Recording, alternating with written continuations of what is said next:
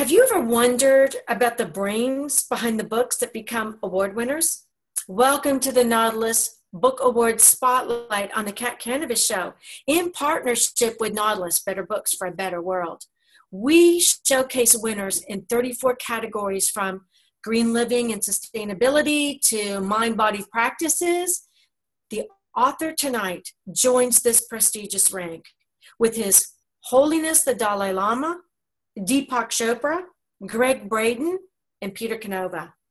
I'm Kathleen O'Keefe Kanavos, aka Kat, your host and fellow Nautilus Award winner. Have you ever thought, I wonder if the devil made me do that, or was it my ego? Well, for centuries, spiritual leaders have blamed the ego for all of our bad habits like greed, prejudice, violence. Our guest tonight, internationally acclaimed teacher and facilitator, Dr. Jalaja Bonheim. Yes, I got it right. Jalaja Bonheim disagrees and sees your ego as actually being sacred. So welcome to the show.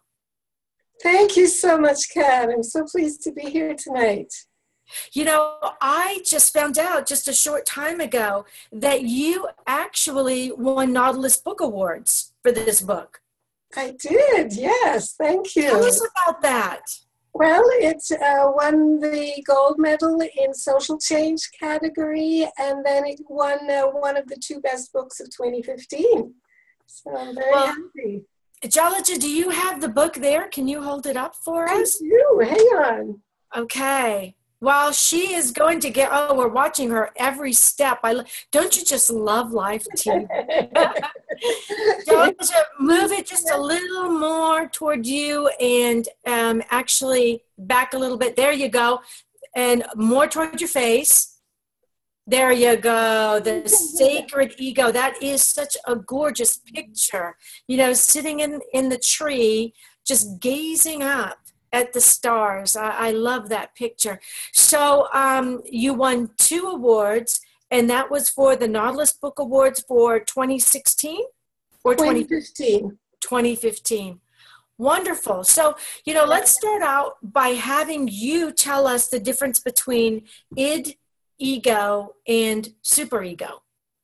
Okay. Well, you know, those words are really words that are used very differently if you're talking to a psychologist versus if you're talking to a spiritual seeker. So I work with both groups of people. Mm-hmm. And I was very struck by the fact that so many of the spiritual seekers that I worked with had been taught that the ego was a bad thing. Now, they were told you have to transcend your ego. You have to kill your ego. You have to, one way or another, the message was, it is the ego that is preventing you from being really spiritually evolved, from being enlightened. You have to get rid of it. And as we all know, it's not so easy to get rid of your ego. And I began to understand after a while that we are not supposed to get rid of it. We are supposed to work with it and educate it. And now I do think that our ego is, you might say, ill.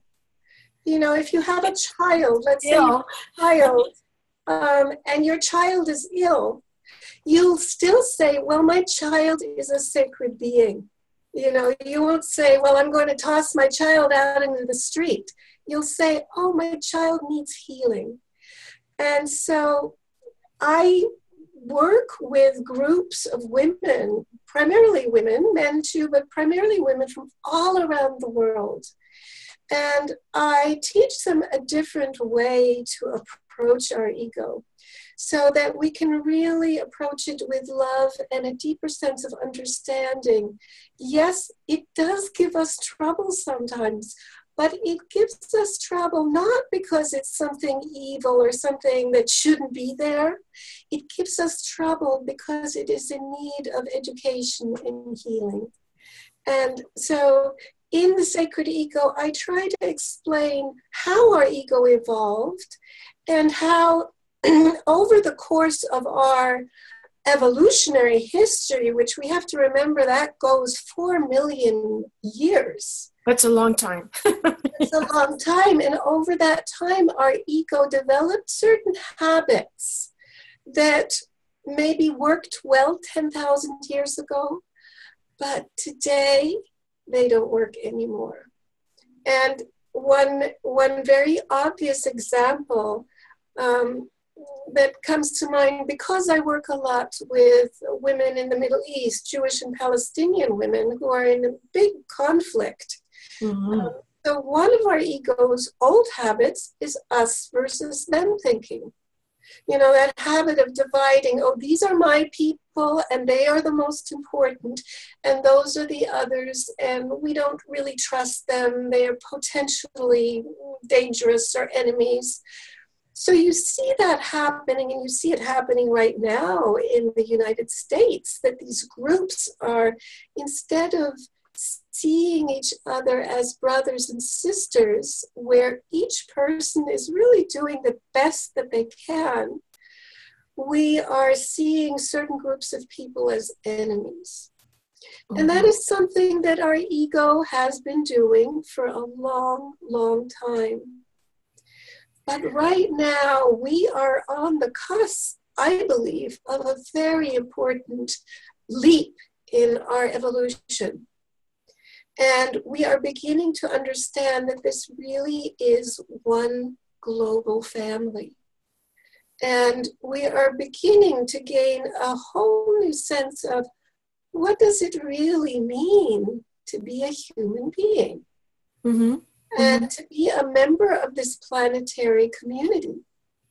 And so we are teaching our ego that there are ways of being that worked back then, they don't work now.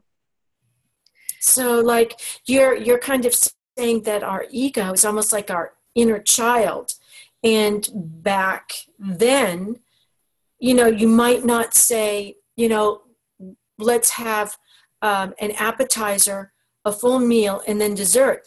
You ate whatever you could get a hold of at the time, no matter what it was.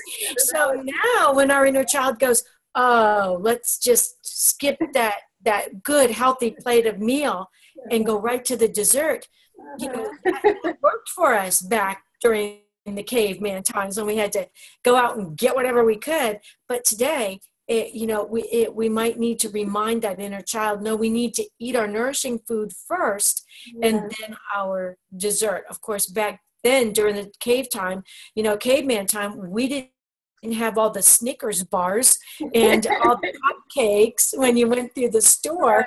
So you didn't have to worry as much about sugar. So yeah, we have to retrain. You have to retrain. Another analogy I sometimes use is of the ego as a GPS. You know, if you have a GPS and you have some old maps in that GPS, your GPS is going to lead you the wrong way. It's not that it's a bad GPS, but the maps have to be updated.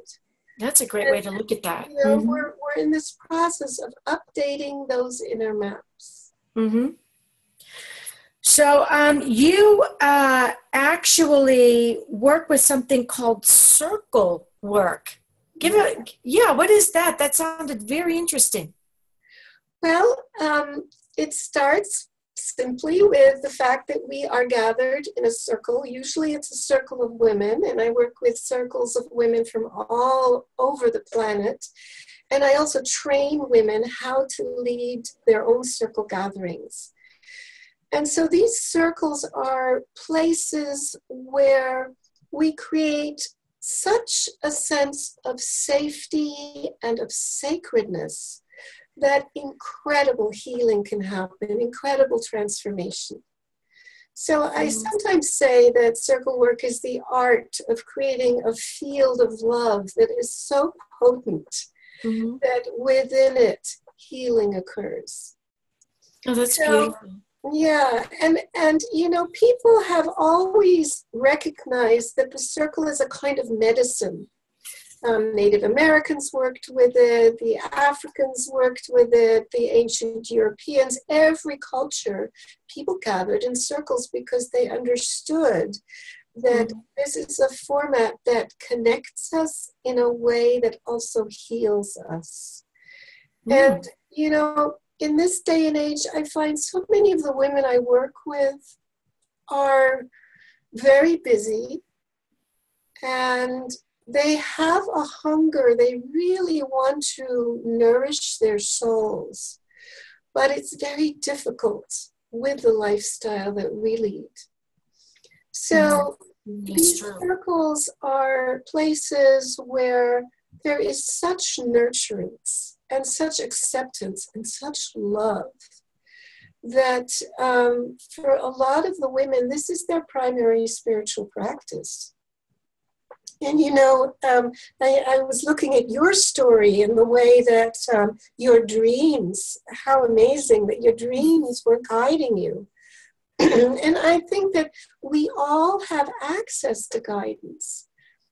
But to gain that access, sometimes we need to sort of strip away some of the busyness and all that inner chatter and all that stuff that makes it difficult to access.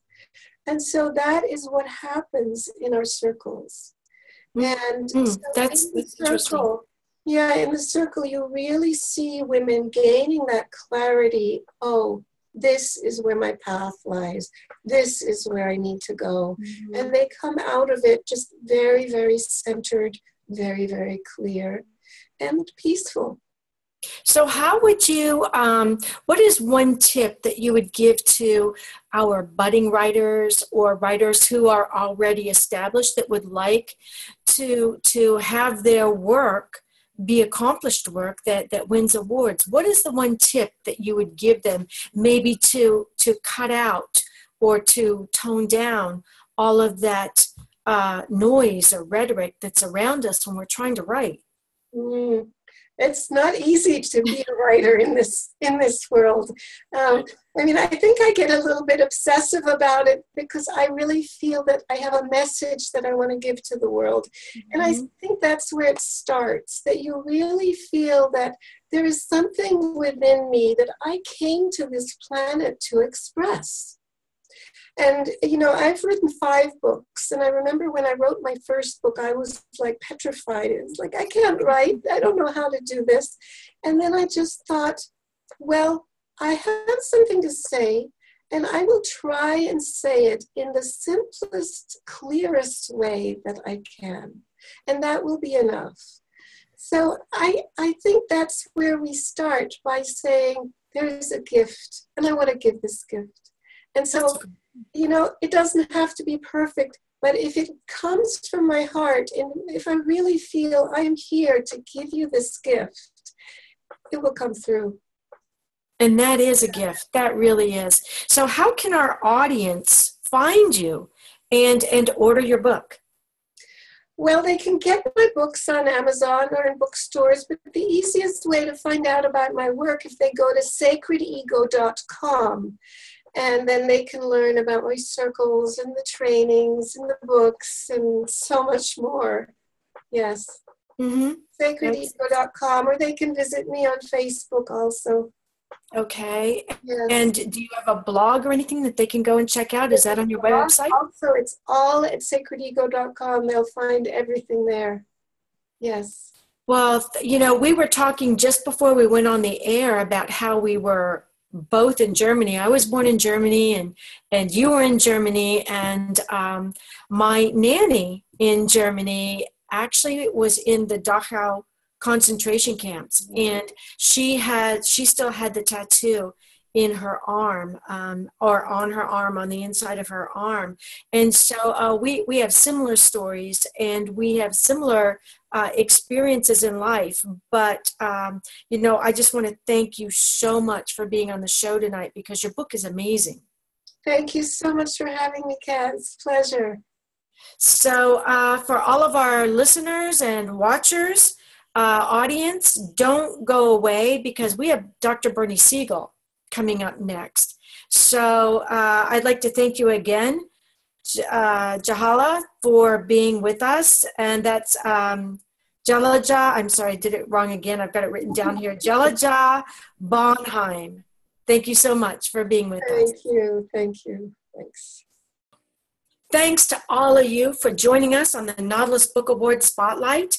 This show is archived and can be downloaded from the Cat Cannabis Show Facebook page and the Cat Cannabis Show website, different from my public Facebook page, Kathleen O'Keefe Cannabis, and website by the same name, and will be posted on nautilusbookawards.com, the Nautilus website.